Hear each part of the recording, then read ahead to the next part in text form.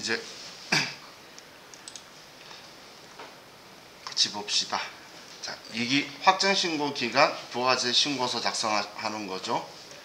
부가세 신고서 이외의 부속 서류와 과세 표준 명세 생략하고 불러오는 데이터 값을 무시하며 새로 입력한다.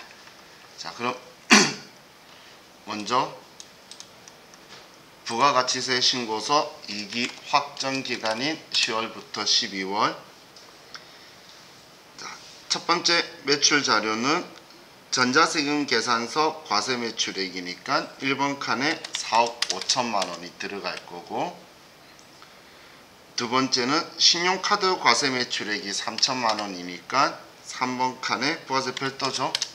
3천만 원이 들어가고, 직수출액은 영세율 기타에 1억 원이 들어가고, 다음 4번에 예정신고 누락분 2017년 2기 예정신고 기간에 발행된 카드 매출을 예정신고 시 신고 누락하고 2기 확정신고 시 신고하였는데 그 금액은 1100만 원이었다. 부가세 포함. 그럼 예정 누락분 매출에서 과세의 세금계산서 아닌 기타에다가 우린 1000만 원에 100만 원 나오게 이렇게 써줘야 되겠죠. 자, 그리고 가산세 계산할 때는 미납일수는 92일이래요. 시험에서 부정행위, 부당한 부정행위라고 하는 건 탈세하려다 걸리는 거예요. 그래서 부정행위 들어갈 일이 없겠죠. 자, 다음 매입을 보면 전자세금 계산서 과세 매입액이 2억 7천만 원에 2,700만 원인데 이 2억 7천이 1, 2번인가 보네요. 자, 그럼 1번은 2500cc 5인승 승용차 구입한 거고, 나머지 2억 2천만 원에 부가세 2,200만 원은 고정자산이 아닌 일반 매입액으로 매입세 공제 대상임. 그럼 일단 일반 매입하고 고정자산 매입을 먼저 쓰라 그랬죠. 그러면 10번, 11번에 일반 매입이 2억 2천만 원에 2,200만 원이고, 고정자산 매입이 5천만 원에 500만 원이고, 그런데 첫 번째 고정자산이 2500cc 5인승 승용차니까 공제 안 돼서 16번에 공제받지 못할 매입세액에 5천만 원에 500만 원을 써줘야 되겠죠.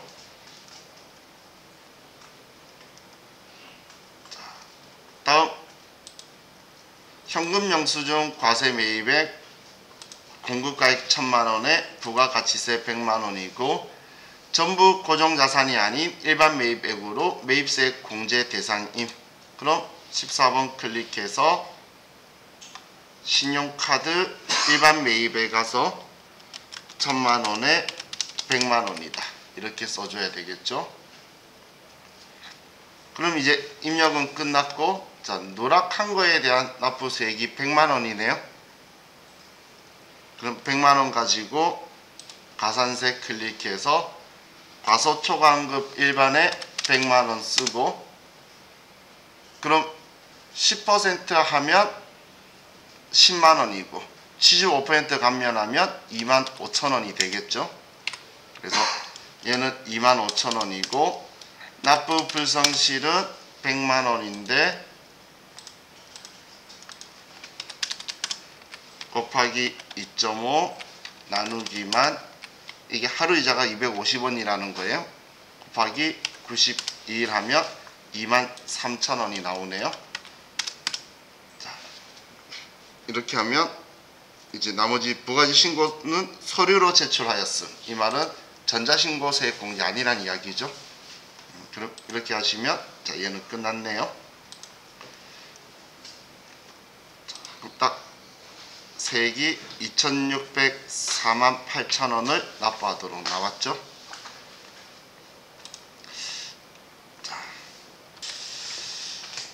자, 계산 문제 수동 계산 먼저 할게요. 1번 당사는 17년 초에 소모품을 500만 원 구입하고 소모품 계정 과목으로 회계 처리하였으며 기말에 소모품 잔액을 확인해 보니 50만 원이 남아있다. 사용한 소모품 중 40%인 180만원은 영업부서에서 사용하고 나머지는 생산부서에서 사용한 것으로 밝혀졌다. 단 회계처리 시 음수로 입력하지 말 것. 자, 그럼 소모품으로 처리를 했대요. 그럼 대변에 소모품이 갈 거고, 그럼 소모품은 세자니까 사용액을 회계 처리할 거죠. 그런데 기말 소모품 잔액은 미사용액이죠. 그래서 450만원을 회계 처리해야 되겠네요. 그럼 450만원만큼 차면에 소모품비라고 처리할 건데, 이때 800번대의 소모품비가 180만원이라고 알려준 거예요. 그럼 나머지가 270만원이죠. 이 270만원치는 소모품비 500번대로 처리하면 되겠죠.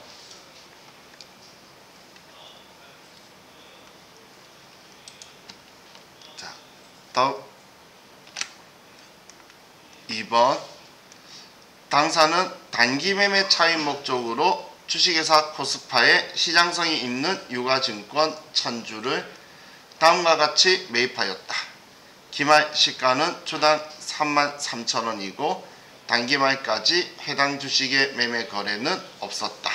자, 올해 10월 4일날 취득을 한 거네요. 그럼 주당 3만원이고 1000주고 취득 수수료까지 해서 3030만원 줬지만 단기매매 증권이죠. 단기매매 증권은 장부에 취득 수수료는 수수료 비용 처리하고 3천만원이라고 적혀 있을 거예요. 그런데 기말에 33,000원이면 3,300만원으로 300만원이 증가했죠. 그래서 단기매매 증권을 300만원을 더 높여주고, 대변에는 단기매매 증권 평가이익이다 300만원 이렇게 써주면 되겠네요. 자, 다음 3번.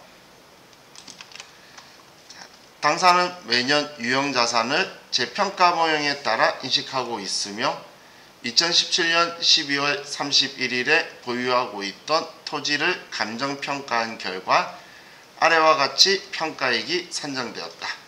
유형자산 재평가 손익을 반영하시오. 그럼 1월 20일날 7억원에 샀는데 12월 31일날 6억원으로 1억이 내렸죠. 그래서 토지의 가격을 우리는 대변에 1억원 써서 6억으로 맞춰주고, 이 취득한 금액이 토지는 기준금액인데 취득금액 기준금액보다 내린 거는 영업의 비용인 재평가 손실, 기준금액보다 증가한 7억보다 증가한 부분은 재평가 차익이라고 해서 기타 포괄 손익누계액을 쓰는 거죠. 그럼 얘는 재평가 손실이다 1억원. 그래서 영업 외 비용 900번대 하나밖에 없어요. 손해는 차손이 없기 때문에.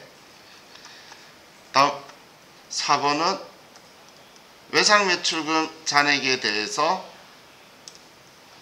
3%와 받을 어음 잔액에 대해서 1%에 대해 대손을 예상하고 있대요. 그럼 이건 계산자료 입력 가서 3% 했을 때 외상매출금 보충할 금액, 또 1% 했을 때 받을 어음 보충할 금액, 그냥 자동계산에 써가지고 이용하면 되겠네요.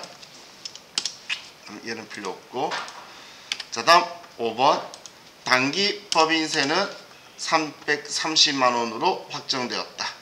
법인세 중간예납액 100만원과 이에 별도로 이자 수익으로 발생한 선납세금 100만원이 계산된 것으로 가정하며 회계 처리할 것.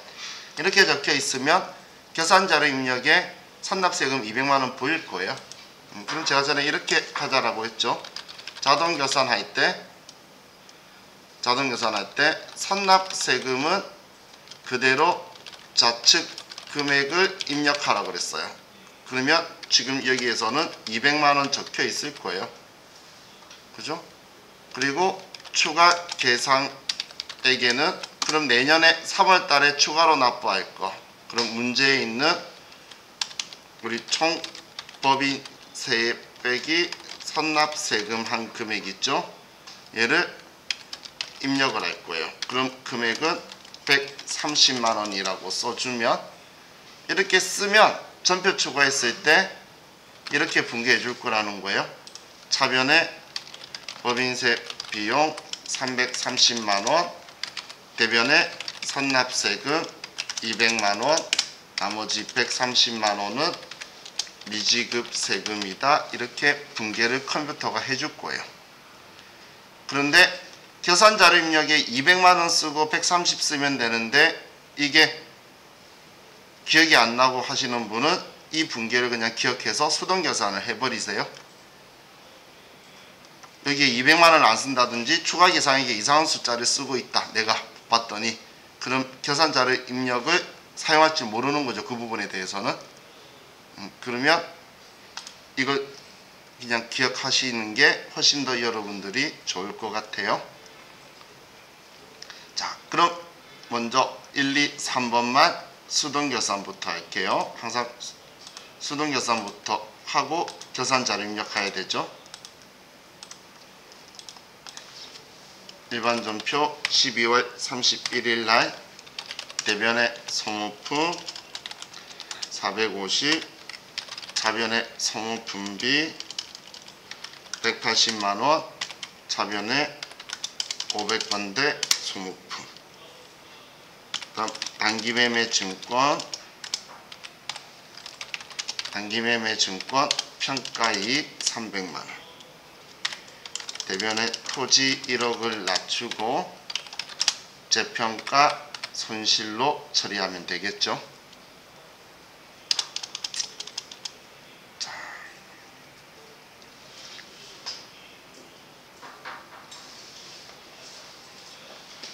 먼저 이렇게 3개를 분개하고, 자, 저는 다 자동 계산해서 할게요. 자, 계산자료 입력에 가서 대손충납금 문제를 먼저 보면, 자, 먼저 외상매출금은 3%인 1,007만원을 설정할 거죠. 그죠? 이 금액 보충할 거죠. 3%로 바꾸면 이 금액이잖아요. 근데 받으러 오면 이 금액을 보충할 거죠. 1%로 한 이 금액. 그죠? 그러면 얘만 바꿔주고 하면 되겠죠. 사실 방금 3% 했을 때 외상매출금 거 복사했어요. 그럼 얘는 3% 금액이고 얘는 1% 금액이죠. 사실 저는 글쓰기 귀찮아서 그렇게 한 거고, 여러분 적어두면 되잖아요. 사실 여기에 3% 했을 때에 이 금액 적어놓고 1% 했을 때 이 금액 적어놓고, 그리고 나서 여기 아래쪽에 그냥 써도 돼요. 그냥 쓰면 지금 저처럼 이렇게 해가지고 계산 반영한 것처럼 여기에 3% 금액 그냥 직접 입력하시고 여기 1% 금액 직접 입력하셔도 돼요. 그리고 이 금액은 내가 앞쪽에서 일반 전표나 메인 매출 전표에 입력했던 게 영향을 미치는 거예요. 일반 전표, 메인 매출 전표에 외상 매출금 이런 거 우리 문제가 안 나올 수가 없겠죠. 그 영향을 미치기 때문에 만약에 그 답안지에 내가 쓴 거하고 그 가다만 나온 거하고 값이 틀리다 하더라도 그거는 걱정 안 하셔도 돼요. 3%에서 계산하는 게 그대로 정확하면 이 문제는 맞는 거예요. 근데 문제가 뭐냐면 이 문제를 풀어놓고 전표 추가 다 해놓고 나서 나중에 일반 전표나 메인 매출 전표에 외상 매출금 처리해야 되는데 아니면 다른 거 써야 되는데 외상 매출금 잘못 처리한 거야. 그 분개를 바꾸면 얘 값이 공중에 뜨게 되겠죠. 그러면 얘 다시 해야 되는 거예요. 그래서 계산자료 입력은 얘를 실행하기 전에 일반 전표, 메인 매출 전표, 전표 입력은 전부 다 마무리 하셔야 돼요. 수동 계산만 먼저 해야 되는 게 아니라 장부의 입력 자체를 마무리하고 여기 들어와야 되는 거예요. 자, 그럼 마지막 법인세는 200만원이라고 여기 적혀 있을 거라 그랬잖아요. 그럼 200만원 그대로 쓰고 여기 130만원이라 쓰면 법인세가 330이라고 나오죠. 그럼 여기에서 전표 추가를 하면 이제 얘는 끝났네요. 자, 이제 원천징수 급여 자료 입력. 이 문제는 특이한 건 없죠. 너무 심플해요. 7월분 급여 자료인데 급여 자료 입력하고 원천징수 이행사항 신고서 작성하고 전월 미환급세액 21만원이고 비과세 요건 따지는 것도 식대 육아수당은 비과세 요건을 충족하지만 출퇴근 수당은 비과세 요건을 충족하지 않는다. 이렇게 써주면 우리한테 별로 어려울 게 없죠. 자, 그럼 급여 자료 입력 가서 순환공제에 사용하지 않는 건 부라고 하라 그랬으니까 일단 있는 것만 월차수당, 식대, 그리고 육아수당을 만들어야겠네요.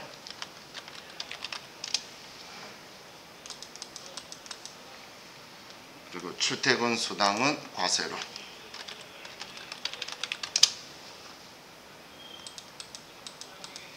그리고 상여. 그럼 직책수당, 자가운전보조금, 야간 근로수당. 자, 얘네들 지우면 되겠죠. 자, 그리고 혹시나 해서 우리 공제 항목에서 어쩌면 우리 그 건강보험료 정산이라든지 이런 것들이 나올 수가 있어요. 그러면 그대로 명칭을 쓰고 공제소득 유형에 F2번 누르면 건강보험료 정산, 장기요양보험료 정산, 고용보험료 정산, 국민연금 정산이라고 있죠.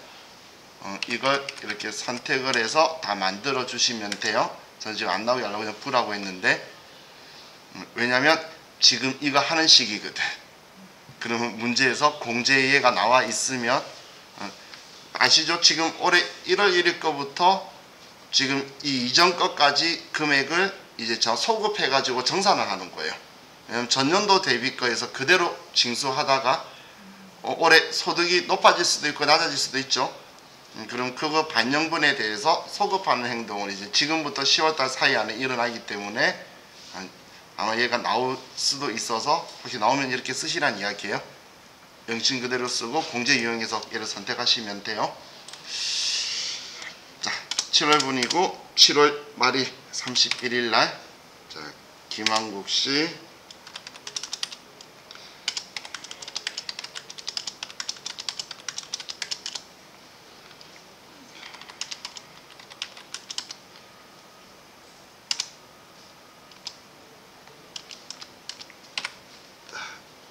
이렇게 하면 이제 급여 자료 입력은 끝이 났고 정답고 원천징수 이행사항 신고서 7월 기소 7월 말일 지급 그리고 전월 미환급세액에 21만원이다 이렇게 써주면 되겠네요. 이렇게 하고 창 닫으시면서 저장.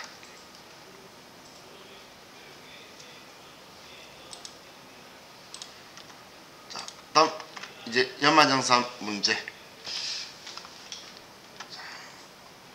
먼저 계속근무자인 맞벌이 부부 김강남 씨의 연말정산 관련 자료이다.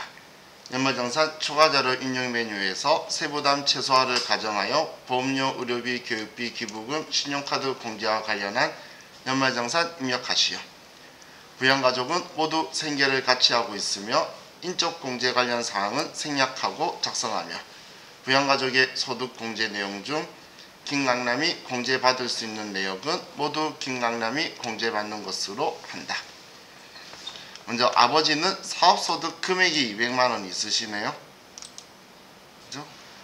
그래도 질병치료비는 소득금액 문제 제한이 없으니까 65세 넘으셔서 우리 될 거고 카드로 쓴 것도 지금 김강남 본인 카드에 별도로 따로 적혀 있지 않죠. 그럼 카드에 300도 체크해야 될 거고 보장성 보험은 계약자가 김강남은 맞지만 피보험자인 아버지가 기본공제 대상자가 아니라서 보장성 보험료는 공제가 안 되겠죠. 피보험자 기준이니까.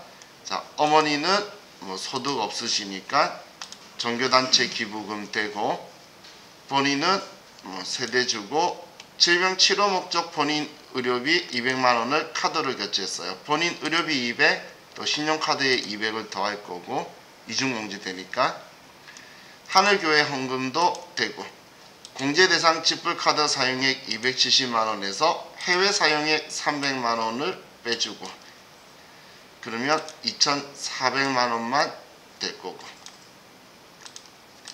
다음 배우자는 근로소득이 1,900과 2,000만원 있네요. 그럼 기본공제 대상자가 안 되죠. 그래서 배우자 본인 보장성 보험료 대상이 아니고 자, 질병치료비는 그냥 일반 그 밖에 공제 대상 되고 또 김강남 카드 썼네요. 신용카드에 100만원 더 할 거고 자녀 김대한의 대학 등록금 1,000만원 대학 등록금은 소득 금액만 없으면 되죠. 그리고 취학 전 아동의 수업료 유치원 수업료 있으니까 되겠네요. 자 그럼 이제 연말정산 추가 자료 입력 가서 자, 김강남 먼저 첫 번째 질병 치료비 300만원 의료비에 아버지 경로자 300만원 그리고 잘 까먹으니까 안 까먹게 신용카드에 300만원 보험료는 안 됐고 자 기부금은 종교단체 당의 기부금에 120만원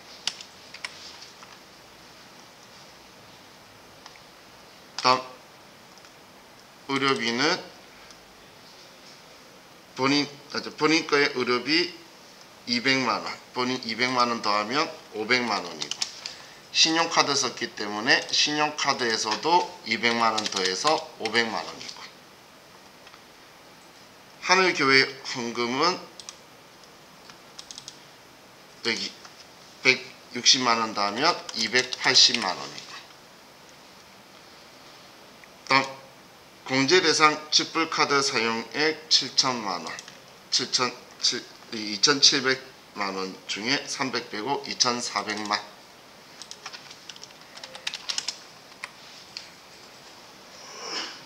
다음 배우자 질병치료비 그 밖에 공제대상 1번에 100만원 그리고 김강남 신용카드니까 신용카드에 100만원 더해서 600만원 다음 교육비에서 자녀 대학생 1,000만원 그리고 취학 전 아동 360만원 이렇게 하면 김강남 사원 것도 전부 다 끝이 났죠.